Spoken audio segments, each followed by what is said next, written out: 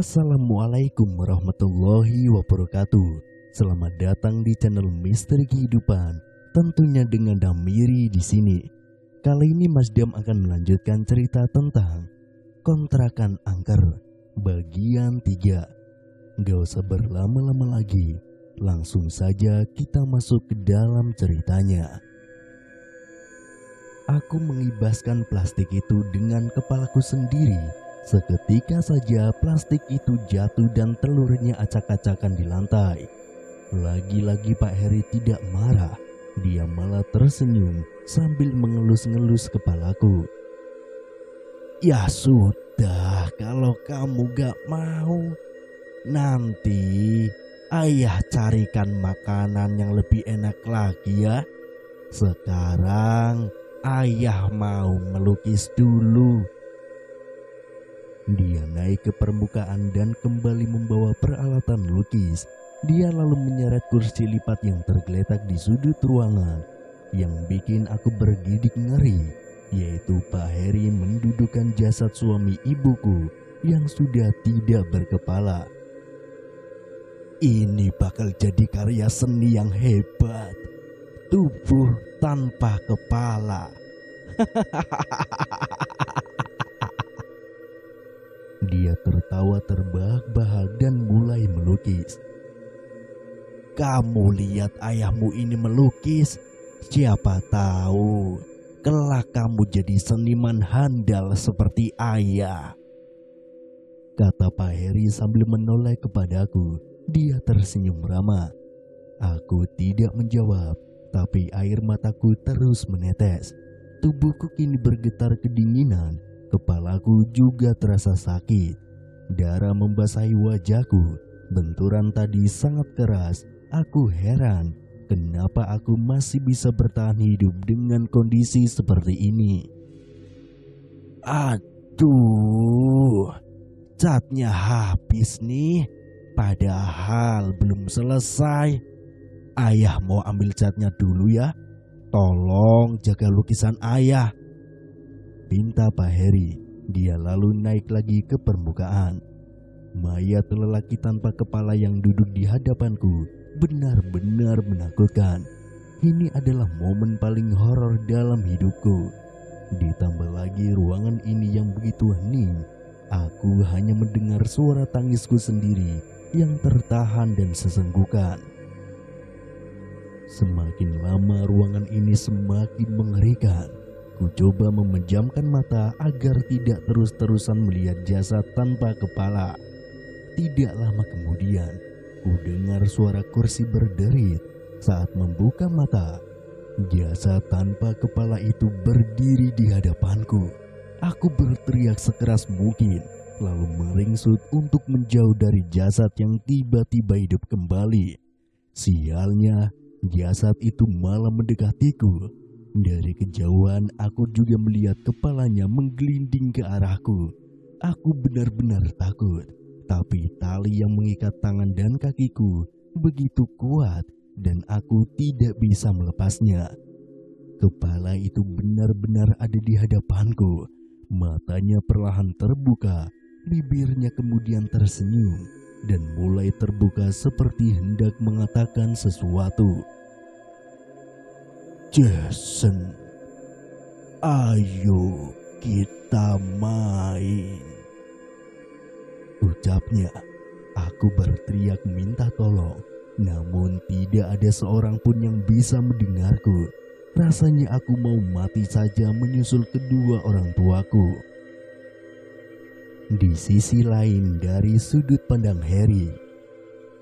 Aku Heri. Dari dulu aku tinggal bersama bapakku di rumah ini, sedangkan ibu meninggal saat aku masih kecil. Aku ini seorang pelukis, tapi berbeda dengan pelukis lainnya. Aku suka sekali melukis orang yang sudah mati. Aku yakin kalau bakat melukisku ini ku dapatkan dari bapak, sebab dia juga seorang pelukis yang handal. Bapak juga suka melukis mayat. Koleksi lukisan di kamar itu adalah orang-orang yang sudah bapak bunuh. Mayatnya lalu dia kubur di bawah lantai. Setelah bapak meninggal karena gantung diri, akulah yang melanjutkan bapak menjadi seorang pelukis mayat. Mula-mula aku sering mencuri mayat orang yang baru meninggal. Ku dandani mayat itu agar terlihat rapi, lalu melukis wajahnya. Sayangnya, jarang sekali ada orang yang meninggal di kawasan ini. Akhirnya aku memutuskan untuk membunuh seperti yang dilakukan oleh bapakku. Yang kubunuh tentunya bukan warga sini, tapi orang-orang yang menyewa rumahku. Ku bantai mereka semua untuk dijadikan model lukisan. Dan kalau rumahku tidak ada yang menyewa, biasanya aku membunuh pedagang keliling yang melintas di depan rumahku. Ku bujuk mereka agar masuk ke rumah, lalu ku cekik lehernya dari belakang dengan kabel. Tapi kali ini ada yang tidak biasa.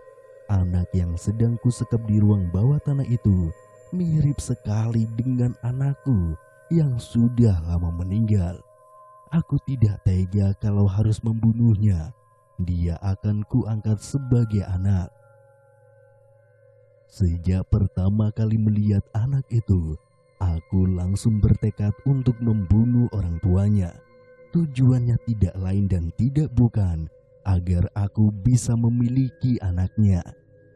Sebenarnya dulu aku tinggal jauh dari kota ini. Aku bekerja sebagai tukang pos dan punya kehidupan yang sempurna. Aku punya istri cantik juga anak yang pintar. Namun semua itu berubah saat satu persatu keluargaku meninggal. Istriku mati kecelakaan di tol Cipali, sedangkan anakku terkena kanker. Sejak saat itulah aku kembali ke rumah bapak dan tinggal bersamanya. Setiap bulan ada saja yang membeli lukisan bapak. Mereka tidak pernah tahu kalau sosok di lukisan itu adalah orang-orang yang kami bunuh. Belum ada yang tahu soal pembunuhan ini. Bahkan aku lupa berapa jumlah orang yang telah kami bunuh. Sebagian dari mereka kami kubur di halaman belakang. Setelah mengambil cat, aku kembali ke ruang bawah tanah. Kasihan anakku ditinggal sendirian. Pasti dia takut melihat jasad tanpa kepala di hadapannya. Sesampainya di ruangan bawah tanah, kulihat anakku terkapar tidak sadarkan diri. Ada jasad tanpa kepala berdiri di depan anakku. "Bapak, jangan nakut-nakutin anakku dong," bentakku.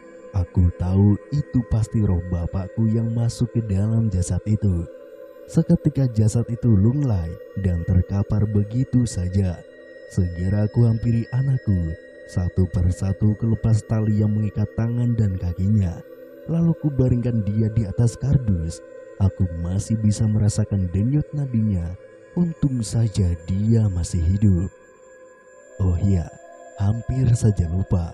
Aku masih punya kerjaan. Mayat-mayat ini harus dikubur. Takutnya nanti ketahuan dengan warga. Segera aku ambil tali kampar di sudut ruangan, lalu mengikatnya pada jasad itu. Ku tarik pelan-pelan jasadnya dari atas permukaan, lalu ku seret ke halaman belakang. Di mana ya?"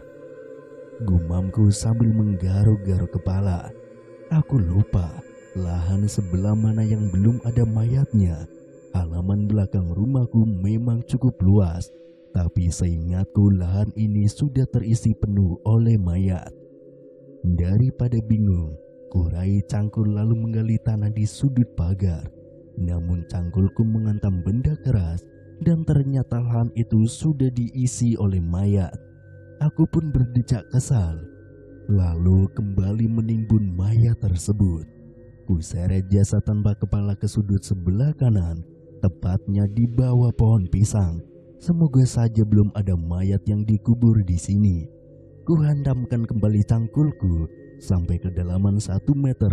Lahan itu masih bersih, belum ada mayatnya. Aku menyeka keringat di dahi. Kemudian kumasukkan mayat itu ke dalam lubang beserta dengan kepalanya. Aku juga mengambil 2 mayat lain yang tidak lain adalah kedua orang tua Jason. Aku mengubur mereka dalam satu lubang.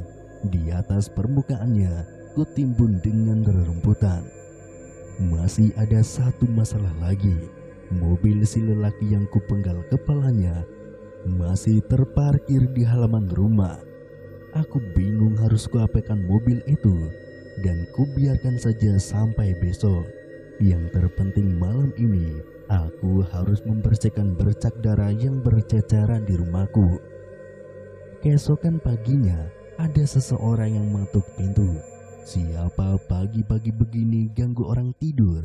Dengan kesal kubuka pintu itu, tampaklah dua lelaki di hadapanku. Salah satu dari mereka menyapaku sambil tersenyum ramah. "Dengan Pak Heri?" Iya, saya sendiri. Ada apa ya? "Kami mau beli lukisan Bapak. Saya dengar Bapak adalah pelukis hebat di kawasan ini." Oh, iya. Silahkan masuk. Aku mempersilahkan mereka masuk. Mereka berdua pun masuk sambil melihat-lihat rumahku. "Lukisannya ada di kamar ini, Pak," kataku sambil membuka pintu kamar. Mereka masuk ke galeriku. Wajah mereka tampak terkagum-kagum melihat koleksi lukisanku. Dan tiba-tiba saja mereka menginjak keramik yang belum sempat kusemen lagi. "Wah, keramiknya rusak ya, Pak?" Iya, itu belum sempat aku perbaiki, Pak. Mau beli lukisan yang mana ya?" Ucapku dengan panik. Mereka tampak bingung. "Tolong." "Suara apa itu, Pak?" Sialnya, itu pasti Jason. Suaranya terdengar sayup sampai ke kamar ini. "Itu ada yang minta tolong, Pak." Siapa ya? Aku kok nggak dengar apa-apa." "Suaranya dari arah sini." "Iya benar, dari dapur." "Saya sudah seminggu nggak di rumah, Pak. Ada urusan di luar kota. Jangan-jangan ada orang yang masuk ke rumah saya ya?" Kataku. Wajah mereka sama sekali tidak curiga. "Coba kita cek dulu," ajak mereka. Kami pun beranjak ke dapur. Sialnya, aku lupa menutup triplex itu dengan keramik. "Suaranya dari bawah sini." "Wah, ada ruangan bawah tanah ya, Pak?" tanya lelaki itu. Tampaknya dia mulai curiga. "Ada, Pak. Kita coba cek aja yuk. Satu orang ikut saya ke dalam," ujarku. Aku membuka triplex itu. Lelaki yang kurus masuk bersamaku ke dalam lubang itu. Sesampainya di ruang bawah, aku mengikutinya dari belakang. "Tolong!" Jason menangis sambil meminta tolong. "Loh, ada anak kecil, Pak Heri?"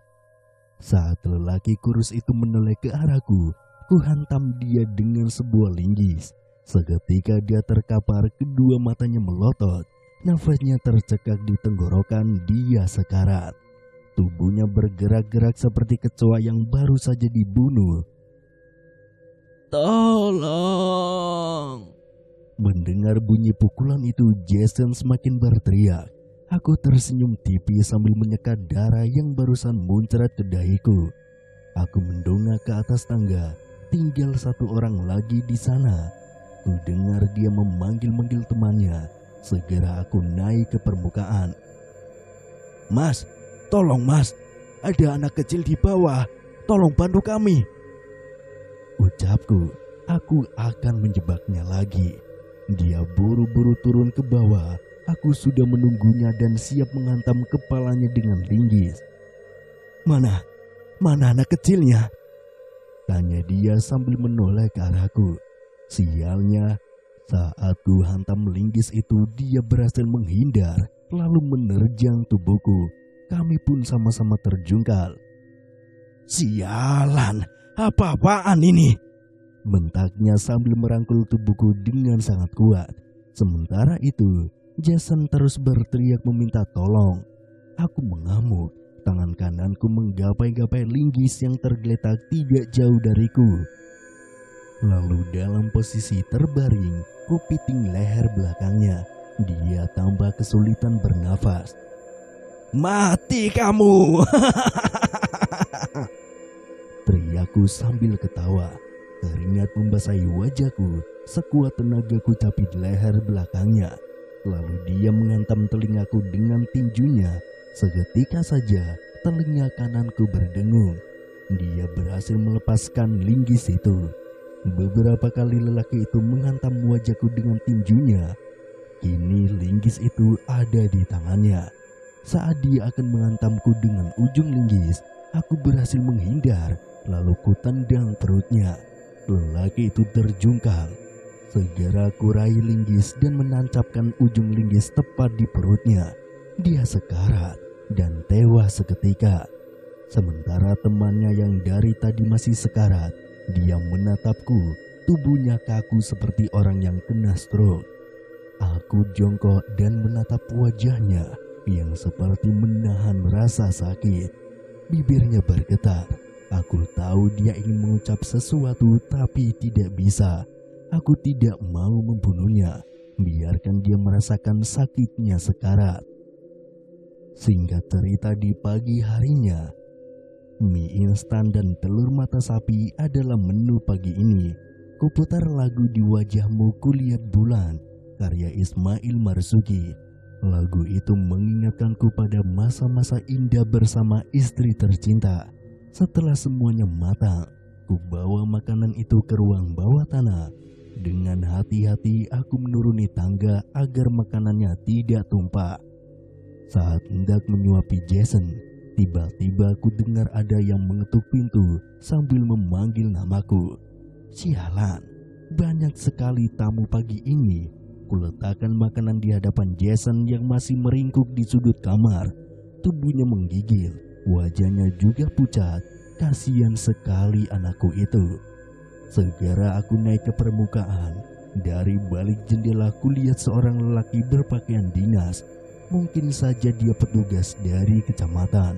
Sebisa mungkin kupasang wajah ramah, lalu kubukakan pintu. Lelaki itu tersenyum ramah padaku. Dia mengenakan papan nama bertuliskan Asep. Segera kusapa dia. Selamat pagi Pak Asep. Ada perlu apa ya? Tanyaku sambil tersenyum. Dahinya seketika berkerut. Dia seperti melihat sesuatu yang aneh di diriku. Itu di wajah Bapak ada darah. Dia menunjuk wajahku. Oh, iya. Tadi habis potong ayam. Hari ini saya masak ayam, Pak. Aku mengusap wajahku dengan lengan baju. Oh, begitu ya. Maaf mengganggu waktunya Pak Heri. Perkenalkan, saya Burhan. Kedatangan saya ke sini mau tanya soal rumah Bapak. Tanya apa ya Pak? Rumah Bapak ada yang sewa ya? Kemarin sih ada. Tapi sekarang orang yang sewa rumahku sudah pindah.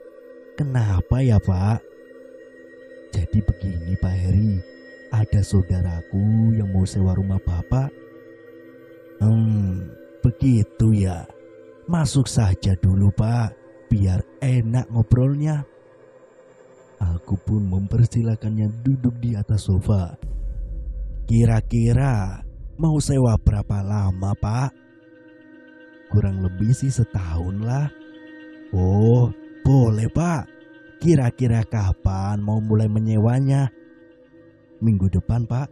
Saudaraku sudah berkeluarga dan punya 2 anak. Oh ya, harga sewanya buat per tahun berapa ya Pak? Oh, itu 15 juta saja Pak.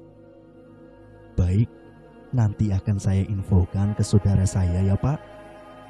Oh iya Pak. Sebentar Pak. Aku mengambil secari kertas dan pulpen lalu menulis nomor teleponku di atas kertas itu dan menyerahkannya. Ini nomor teleponku Pak. Hubungi saya aja ya. Baik Pak Heri, kalau begitu saya pamit ya, katanya sambil beranjak keluar rumah. Aku mengantarnya sampai depan pintu. Sebelum dia pergi, lelaki itu sempat mengomentari mobil yang terparkir di halaman rumahku. Wah, Pak Heri punya mobil berplat nomor Bandung ya? Oh, iya Pak. Itu baru saya beli beberapa minggu lalu dari orang Bandung. Keren Pak mobilnya, katanya sambil menyalakan mesin motor. Aku hanya tersenyum. Kalau saja dia berani macam-macam pasti sudah kubunuh. Setelah itu aku kembali ke ruang bawah tanah.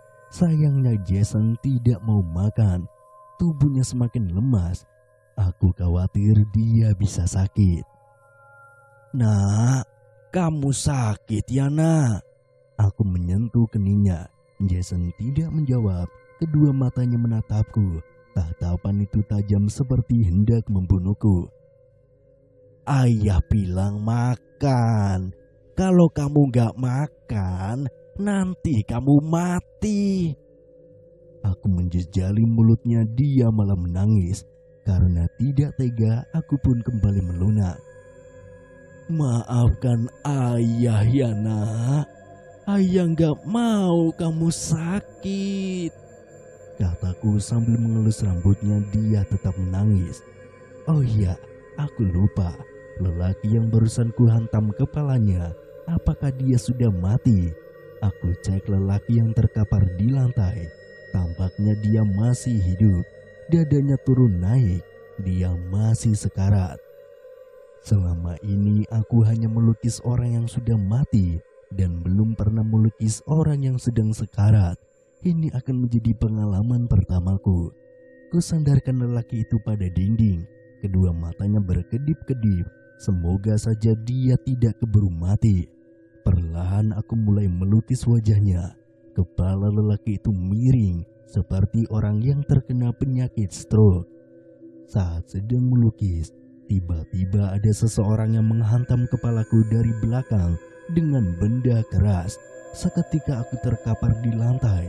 Sesaat sebelum tidak sadarkan diri, kulihat Jason menaiki tangga. Sialnya ternyata dia hanya pura-pura lemas.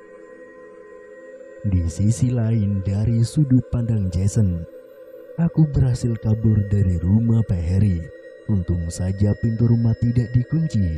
Dengan sisa tenaga yang ada, aku lari ke perumahan warga untuk meminta tolong. Warga di sana tidak mau gegabah. Mereka langsung menelepon polisi, sedangkan aku dibawa ke rumah sakit. Anehnya, menurut cerita warga sekitar, saat polisi menyergap rumah Pak Heri, bajingan itu sudah tidak ada di rumah. Padahal aku melihat dengan mata kepalaku sendiri kalau Pak Heri terkapar setelah kuhantam dengan benda keras.